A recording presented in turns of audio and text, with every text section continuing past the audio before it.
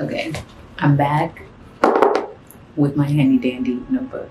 Guys, guys, guys, guys. How bad has dating gotten? Yeah, how bad has dating gotten? Let's be for real. Okay. Today I'm going to talk about two things that I feel like people don't even realize are connected. What is it? What you going to yap about? I'm going to yap about how the destruction of community and community spaces, right, has led to shitty dating lives. And you're probably like, I don't know. I just feel like I don't want to date within my community, or I just feel like my community has nothing to do with my dating life. Wrong. Wrong. Why am I saying you're wrong? I'll tell you. Do you guys realize how easy it was to date in elementary school, should I say middle school, or high school, right? Somebody knew someone knew if he was talking to somebody else. It was very much small community. Everybody had the tea. Everybody could tell you good, bad, easy. Even in college, right? Which is where, it's a little bit more adultified. But even then, which is probably the perfect space to talk about how dating was so much easier during the college era because we had small niche communities where we had access to everyone fairly quickly. Now that we're in our adult lives and there's kind of this attack on the institution of the community, right? As in localized, as in city-wise, just the idea of community and people working together, citizens outside of government powers, outside of corporations, right? There's this attack on community. And this has led to really, really, really shitty dating. Why? Multiple things. The first one, of course, I'm looking down at my notebook. The first one is there is no one there to set you up. You have no community.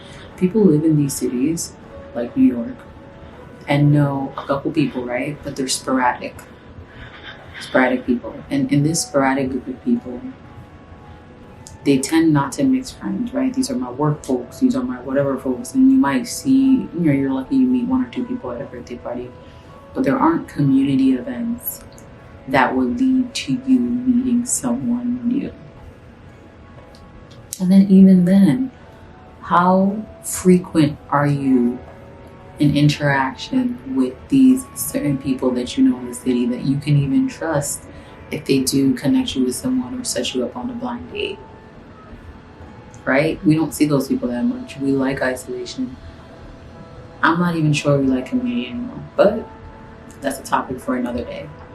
The other thing that kind of leaks from there is that there's nobody to vouch for this person. And I'm not saying anyone to just introduce you, but even vouch. You think about if you grew up in a church and you have your church aunties who know everybody's business, right?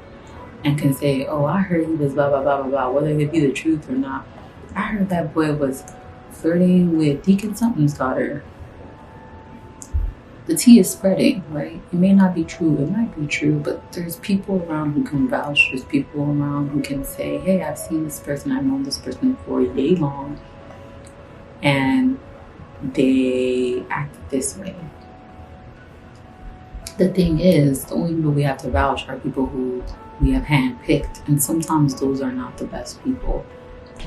The reason why community was important was some of the people who could vouch for these partners were not necessarily people who had any end goal with you. Were not necessarily always people who were related to you or were your close friends or were your close acquaintance or someone you worked with, right? A lot of the times people in the community who could vouch for these people were just people who knew them and who felt like chit-chatting, yapping. And so they'd be like, oh yeah, that's my boy, blah, blah, blah, blah, or no, whatever. Whether that may or may not be true, there is no vouch, there is no checking system, there's no checks and balances in the dating pool anymore. Someone can say, He's a good person. Your friend who hangs out with him at work knows him as a good person because what, is he gonna be bad at work? Is he gonna be bad at work? Now, I will say, some of those people and their work lives, excuse me, cut it out. And then more so about community. Very, very important part of community that I think we kind of tend to miss when we date nowadays is that there is no community to protect. I used to think about those old movies, right, where something would happen to someone and it'd be the barbers and all these people coming out with bats like, we're gonna go fight whoever and whoever because they attacked someone within our community, right? It wasn't always based on superficial things like race or, gender. It was based on the fact that, hey, I've known this person, I grew up with this person, and you've hurt them, so you've hurt someone in my community. The community was an extension of the family, right? And when someone hurt them, you watch those old movies and someone, would, God forbid, beat up a kid, and then, the bullies would be outside waiting, but the whole community would come out with bats and pans and whatever. And it was kind of theatrical, but the premise of there's no community to protect you. And often it obviously doesn't look like bats or pans or whatever, but it looks like an uncle who you can run to tell you, hey, that guy is bad, right? Leaning into the vouching system, but also someone who has your back. Oh, that guy's creepy, let me go talk to him. That guy's weird, let me go talk to him. And obviously things can get weird. People have gotten weird and just, off people nowadays. But in the sense of, like, there's nobody who can step up for you that is not necessarily familial. Nobody to step in and be like, hey, you're being weird. It's not being weird. We don't have that anymore. And sometimes it makes me wonder, when we stopped having that? Like, because growing up, I had that. I had a community that was close to, and I moved frequently, right? From Kensington, and to Germantown, and I would argue, the Kensington community I grew up in with, yes, a lot of people who were affected by opioids and other drugs were definitely a tight-knit community. They saw me walk to school every day and were very protective. If they saw me every day, like, oh, you were missing, they'd knock on my door, they'd like, hey, like, is she okay? And a lot of it came in, I gave them food, I did whatever. I was someone that was a part of their daily interaction. We lived in the same area, whether we wanted to be there or not. And, I felt like there were people there for me, even if they didn't know me and knew everything about me, right? Because we were in a community, because we were in this shared space, and because they cared about my well-being, even though they didn't have to.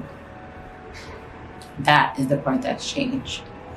And talking about being in a shared space, I think a big piece of this, which kind of falls back into my video about third spaces, that's a whole video. I talk about how, third spaces are important for making friends, for finding new hobbies, for, building relationships. And it's funny because, some people still have third spaces, like churches and mosques, and I get really jealous sometimes of, like, people who can still have an effective community that's there for them, And obviously the shared tie there is the religious aspect, right? That's a tie, but they have a place that they can go where they can gather. But then they can also do other activities, right? Because they have all this shared understanding. Now, a library can kind of be seen as a third space. Many cities used to have squares where they can all meet, hang out. You can meet people in your neighborhood.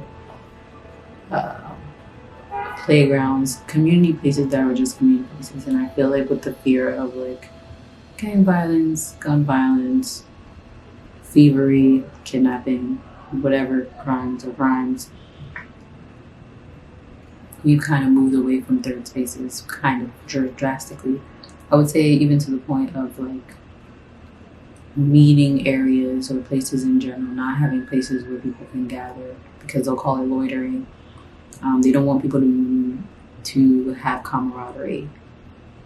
And because of that, I think the third spaces, you can't even meet a boy in the park anymore. You can't even be sitting on the bench and have a little romantic, I dropped my pencil and he picked it up. You can't even do that.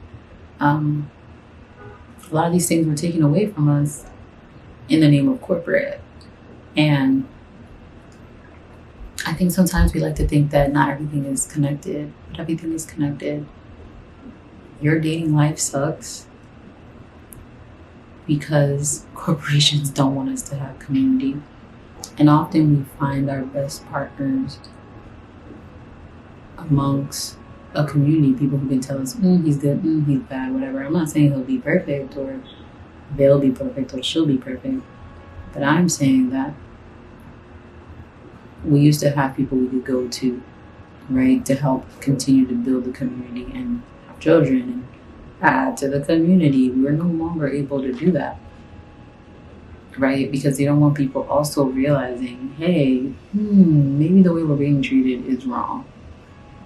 So yes, community trickles down into your dating life. Oh, and I wish it didn't, but it does. And a bad community leads to a bad dating life, because where are you gonna find these guys?